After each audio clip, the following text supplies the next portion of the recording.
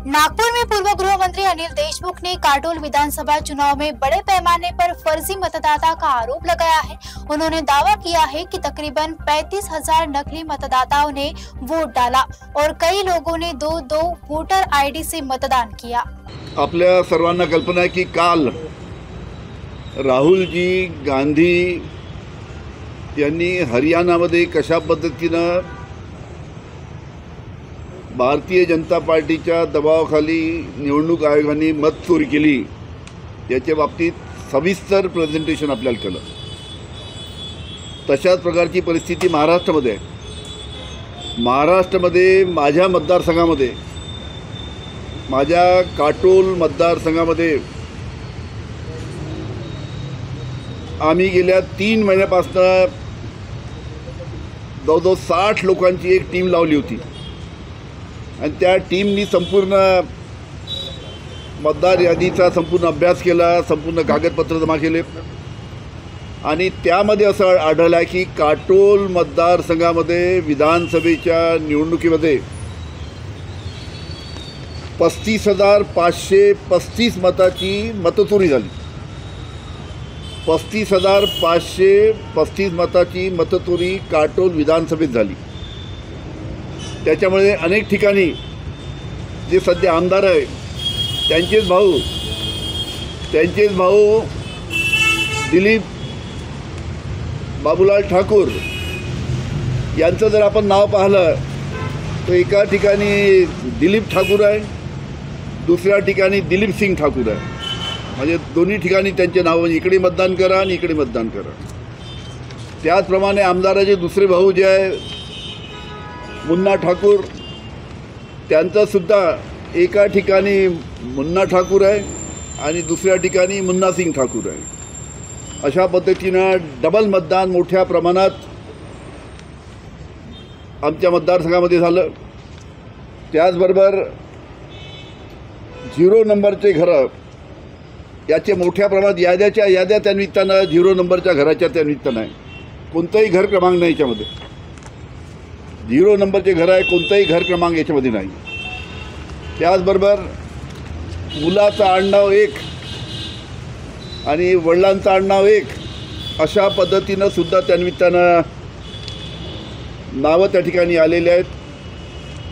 आणि त्याचबरोबर सगळ्यात महत्त्वाचं म्हणजे मध्य प्रदेशमधनं सुद्धा मतदान झालं आहे आमच्या मतदारसंघामध्ये। मध्य प्रदेशमधनं जेवढा लागून एरिया आहेत त्या सर्व ठिकाणी मोठ्या प्रमाणात मतदान झालं आहे। आमच्या मतदारसंघात सुद्धा मोठ्या प्रमाणात मतदान झालं। एक पुरावा तुम्हाला दाखवायचा राहिला तर लांघा येथे ज्या सरपंच मॅडम आहे, लांघा म्हणजे मध्य प्रदेश, लांघाचं ते सरपंच, लांघा येथे सरपंच मॅडम ज्या मध्य प्रदेशमध्ये लांघा येथे वनिता पराटकर, या वनिता पराटकर या मध्य प्रदेशमध्ये लांघा गावच्या सरपंच आहेत। त्यांचे पती हे गणपती पराटकर हे उपसरपंच आहेत मध्य प्रदेशमध्ये। त्यांनी या ठिकाणी येऊन आपल्याकडे येऊन मतदान केलं। हे पहा, सरपंचाचा लांघा सरपंच असल्याचा दाखला, हे महाराष्ट्राचं व्होटिंग कार्ड। अशा पद्धतीनं मध्य प्रदेशचे या ठिकाणी लोक आणून त्या निमित्तानं मतदान केलं। अशा पद्धतीनं माझ्या मतदारसंघामध्ये 35,535 हे मतचोरी त्या निमित्तानं करण्यात आली आहे। त्याचबरोबर अनेक आमचे जे लोक त्यांचे नाव वगळण्यात आले। तुमच्या माहितीसाठी सांगतो की आमच्या कोंढाळी